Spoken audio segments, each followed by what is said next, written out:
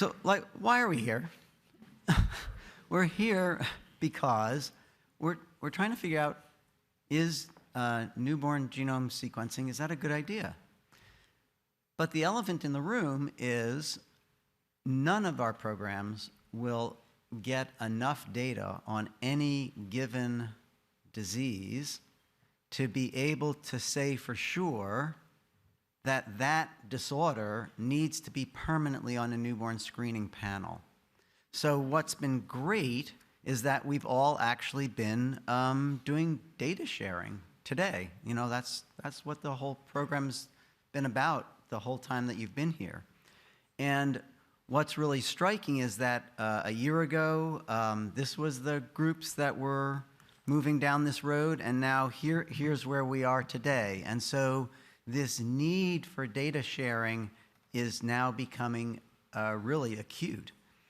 And so, as Nick pointed out, and as you're going to hear, there is all kinds of information that we might want to start sharing. And so what you're going to hear about today is that kind of information that we could share.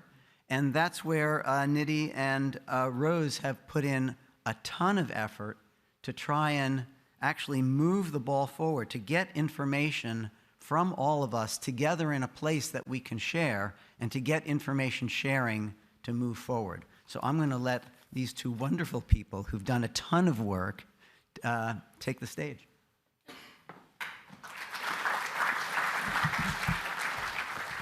Hi, everyone, and thank you so much, David. I think David's very powerful framing of the issue and all the conversations that we've had over yesterday and today, they've done an amazing job of setting the stage so perfectly for this project that we're going to share with you.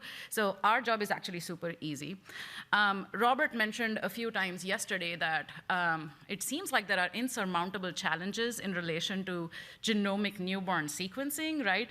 But we're still all here, and we're still all very committed to addressing the challenges and hopefully resolving some of them.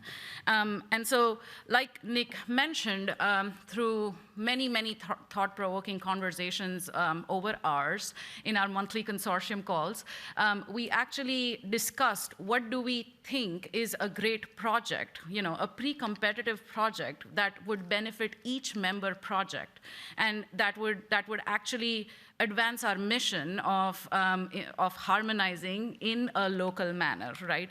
And so before I share with you exactly, what we did, let me kind of just frame the context of this data sharing project. So I am thinking of this in the form of the whys, the whats, and the wherefores, right?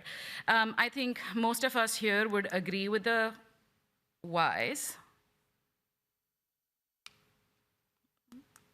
There we go. Data sharing would allow us to design better genomic newborn sequencing programs with minimal need to reinvent the wheel. We could identify the most efficient ways to return results, strategies to maintain robust engagement with our communities and families, as well as allow evolution of best practices.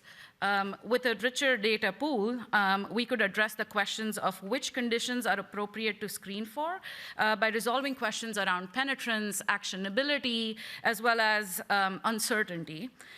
This would also allow us to understand rapidly the medical, behavioral, economic, as well as societal impact of performing newborn genomic screening in diverse populations, and help us lower the barriers to research as well as to precision medicine.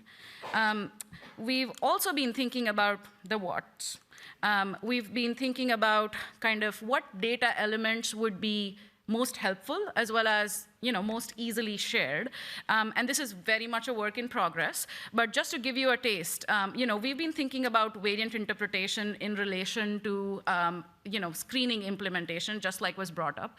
And we've been thinking about how can we improve this understanding of variants in the screening context by sharing variant level data with the evidence for classification, with variant frequencies, with the potential for matching rare variants and disorders in what David refers to as screen matcher, which I love. I love that name, like gene matcher. But now we're comparing screening variants to each other and exploring what phenotypes we see in our participants.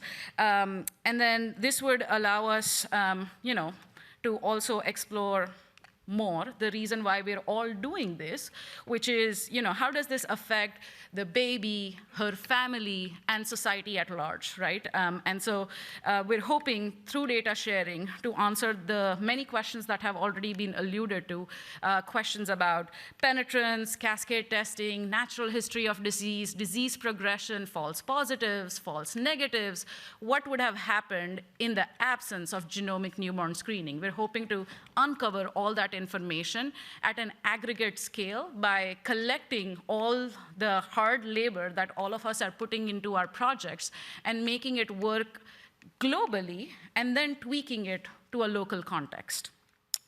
So the data sharing panel last year framed the barriers of data sharing into 3 buckets. The first one being consent and privacy, right? Because all of the projects have nuances and differences in what they've consented their patients for, as well as the privacy commitments that the projects have made towards their participants, right? And then we also kind of have regulatory concerns, like what are you allowed to share based on your parent organization? What are you allowed to share based on state as well as country-specific laws? And then, of course, there's the technology piece. How are you going to share this data? How are you going to, what privacy and security measures are going to be baked in? And how are you going to make this data safely but easily accessible? And so what we've tried to do, like Nick mentioned, in a very scrappy, startup-y way, we've created this fledgling working group. We call it the data sharing working group within the ICoNS consortium. It includes Nick, Anna, Rose, and I. Anna is joining us virtually, so please say hi to her on the app. She is a bioethicist who is currently a research scientist in the Genomes to People program, and she's working on the ethical, legal, and social implications of using the genome as a resource over the lifespan. And so what we did is, we tried to think about this a little bit differently. Obviously, there are other programs that are involved in, working on this question of data sharing in genomics. But dare I say that the question of data sharing with newborn sequencing is a little bit more nuanced, and there are special considerations when we talk about this specific kind of genomic data. And so without further ado, I do want to share that our virtual ICoNS lounge space is now live. At the risk of disclosing poll information that I was not supposed to, I did notice that a lot of us said that we wanted a safe space to kind of share ideas, exchange ideas, and collaborate. And so I'm going to hand over to Rose, and she's going to walk us through how to access the lounge space. All right, thank you, Nidhi, for setting that up.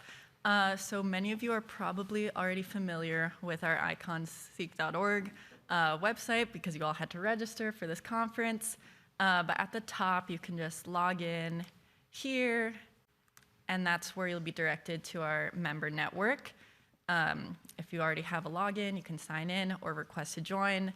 Tell us a little bit about yourself and why you want to join the network. Just do a quick walk through here. So this is what it looks like when you go in. You're brought to a welcome page, just a little bit about the intentions, how-tos of the space. On the left, you'll notice we have an ICoNS Lounge, which is just an open communication channel for everyone and to share your ideas, things like that. And then in the monthly meeting resources, we have links to minutes, documents, other things as well. But what I want to talk to you about today is the data sharing space here. And we've already had support from many members to start collecting documents from existing projects.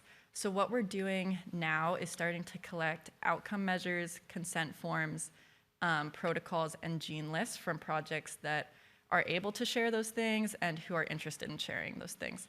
So we created this space to make that super simple.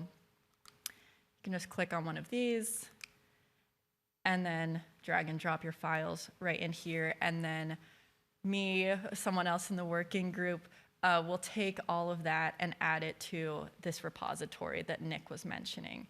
So we've already had a few people contribute, and this is just a little glimpse into what it looks like at the very, very early stages.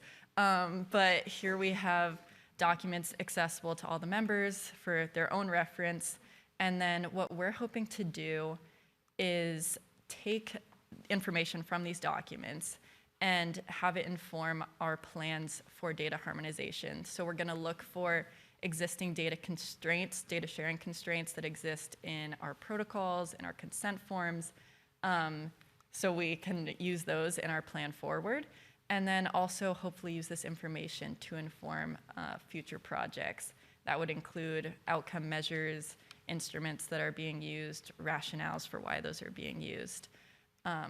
So I think my time is up, but I hope that you all join. We have a QR code here, and you can access from the ICoNS'23 website.